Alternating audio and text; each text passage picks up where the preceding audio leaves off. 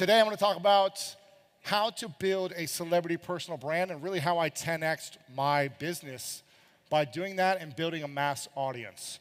And I remember having a Skype call with a guy named Grant Cardone about 7.5 years ago. And I asked him at the very end of this call, I said, what would you do differently? What would you do differently with your time, with your money, with your investments? And he gave me a piece of advice that really transformed my business. You know, I'm not as smart as a lot of these speakers that have been up here in certain things. I just try to do things very simple and execute over and over and over again and be myself. And that's what I try to do, is just build a brand that resonates with my audience and connects with people. Key number one for me is relationships. I have been investing in relationships essentially my whole life, but in the last 10 years, once I got done playing professional football, I had no skills, I had no information, I didn't have a degree, I didn't have the smarts like a lot of people had. So I said I need to invest in people.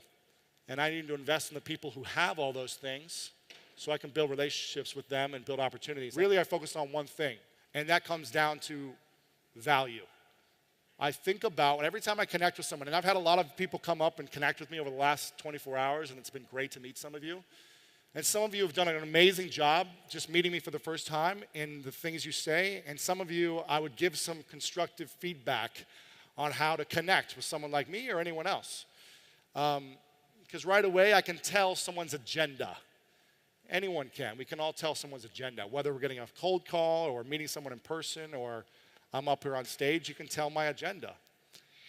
And for a while, when I first started in business, I was focused on being the king of diamonds. I wanted to make as much money as fast as possible. So I was doing things not to build sustainable relationships that lasted forever with influencers and with my audience. I was doing things to generate as much money as possible. I was in survival mode. And I said, I got to make money now. And I think some people are focused only on how can I make as much money as possible, as opposed to how can I add a lot of value and make money, and we all win together? And that's what I've really tried to focus on, is how can we provide as much value? How can I connect to as many people as possible? And thinking about what they need, not what I need, so it's a win-win experience. With my audience, with influencers, business partners, affiliates, anyone in your life, how can you be the king or queen of hearts and not only the king or queen of diamonds? I think when you become the king or queen of hearts, you become the richest man or woman in the world in my mind. And that's what I try to live my life by. The second thing is consistent content. You got to be thinking about consistent content. Again, this is something Grant taught me 7 years ago. He said, if you're not being consistent with your information, putting it out on a regular basis, whatever schedule works for you, you've got to stick to it. So what I did is I started a podcast. You know, I started a podcast 5 years ago. This is 2 years after I first originally interviewed Grant. I started the School of Greatness, and I said, I've got to do something that's unique, that adds value, and something that I'm passionate about. So I started this podcast where I started interviewing these individuals, and I've been consistent for 5 years. Every single week, I put out a piece of information. We always have great interviews with quality individuals that are just giving free value to my audience. That's how I'm building a mass audience, by creating consistent content. And that's really been the key. Someone asked me last night, they said, I forget his name, but he was talking about, I want to launch a real estate podcast. Can you give me some keys to launching a podcast? The first thing I said is, do not launch a podcast. Because unless you're going to be committed to doing it every single week or every single 2 weeks consistently for 2 or 3 years, why are you doing it? You got to think about the long-term value you're building with your audience. If you just want to do it because the cool kids are doing it, it's just not going to last long-term.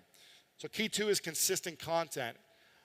And that's what I focus on, is how can we streamline that process. Key 3 is promotion and press. So once you have the content out there, you've got to be so consistent with promoting it to your audience and getting them to share it as well, but also getting bigger audiences to promote.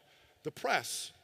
And when I get mainstream press, it always adds more people to my audience. It always brings in new people that didn't know about me. And there's nothing more than the pinnacle of getting press where Ellen holds up your book and says, this is one of the most inspirational people I've ever met. Go read his book and download his podcast. It really doesn't get bigger than that for someone like me in my space. And yeah, it's promotion and press. Promotion, I'm constantly thinking about how can I elevate my message so that the press wants to have me on, so that they want to feature me to a larger audience, a mass audience. And I started with press early on from just local. People in Columbus, Ohio. I was doing local radio, local TV, local magazines, local newspapers, and went regional, then went national, global. So it started in a progression over the last 8, 9 years. It wasn't like this overnight thing where I put out one book and Ellen was like, let's bring you on. It doesn't work like that. It's been a progression over years. Key number 4 is epic design and branding. Now, I learned this early on because I remember back in like 2010, I was going to a lot of internet marketing conferences. And all these internet marketers were like, screw design. You don't need good design. You just need like headlines with yellow and red. And it doesn't need to look good. It just needs to have like manipulating copy that gets people to buy. And so I was like, okay, these guys know what they're doing. Let me just write this copy and have this ugly looking design. And it worked, right? I was getting sales, but I wasn't building my audience and I wasn't building my brand. And then I said, you know what? I want to get in the press. And I remember interviewing someone from the media and they were like, just taking one look at your website, we would never have you on. One look at your website, we would never interview you for this magazine or things like that. This was earlier in my business. That we would never have you on. We would never promote you because you aren't mainstream media press worthy yet. Your brand does not match the press. And so I said, okay, I'm going to invest in this. And when I started investing in design and really thinking about how can my website look so unique, so different than other people in my industry, not better or worse, but just unique, just different. And how can I really elevate it to really be thoughtful and intentional about the messaging, the words, the images, not in a manipulative way, but more in an inspiring way that wants to attract people back to my message. That's when the press really started to knock on my door. So I started to tell better stories through my design. And I really believe that design allows you to attract more of a mass audience and in the long term generate more sales. Key number 5, a unique product. A unique product. For me, I wanted to stand out from my competitors. I wanted to stand out from other people in my industry. I didn't need to dominate or be better than. I just wanted to stand out and be different. And so I started early on creating unique products, unique offers, things that were just a little bit different. Early on, I had the second book ever written about LinkedIn back in 2009. And there's probably like 1,000 LinkedIn books now. I wrote a book called The School of Greatness. It was a New York Times bestseller. There weren't a lot of people in my space who were going more mainstream, bigger books like that. Then I pivoted and wrote a book about masculine vulnerability. There are no online marketers talking about that. I can guarantee it. There's just not many people that are willing to reveal themselves in this space and talk about those things. And for me, I felt like that was the thing that I needed to do to help support my growth.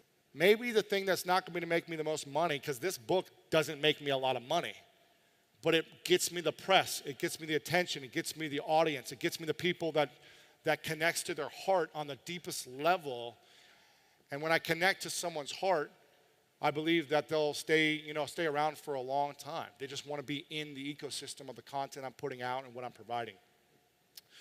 My event, this is a unique event. I've never been to an event done this way, this big, with the type of audience that's here, with the production level. I mean, they've done an incredible job. Grant's done an amazing job in essentially a year figuring out how to do an event and put together one of the biggest events. Clap it up for Grant for putting this together.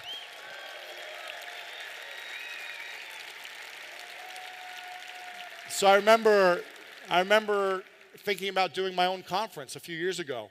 And I said, there's a lot of conferences that are done just the same. And I wanted mine to be different. So we created a unique environment in our conference. It's in this beautiful, opera-style theater, and it's connecting on a different level, as opposed to just a conference ballroom like most events we're at. So you got to have a unique product. In my opinion, it's got to stand out. It's got to be different. And I'm constantly looking at how can I create new products.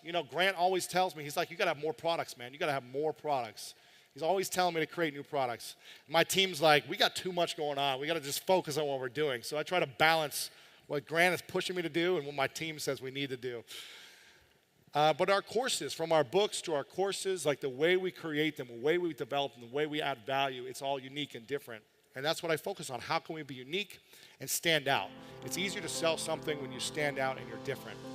If you're looking for more greatness in your life, make sure to check out this video right here. And also check out our free PDF, The 3 Secrets to Unlock the Power of Your Mind to help you change your life. Download it right here. Skip a meal, but don't skip reading. Said read 30 minutes a day. I don't give a damn what it is. And today, I don't mean internet crap.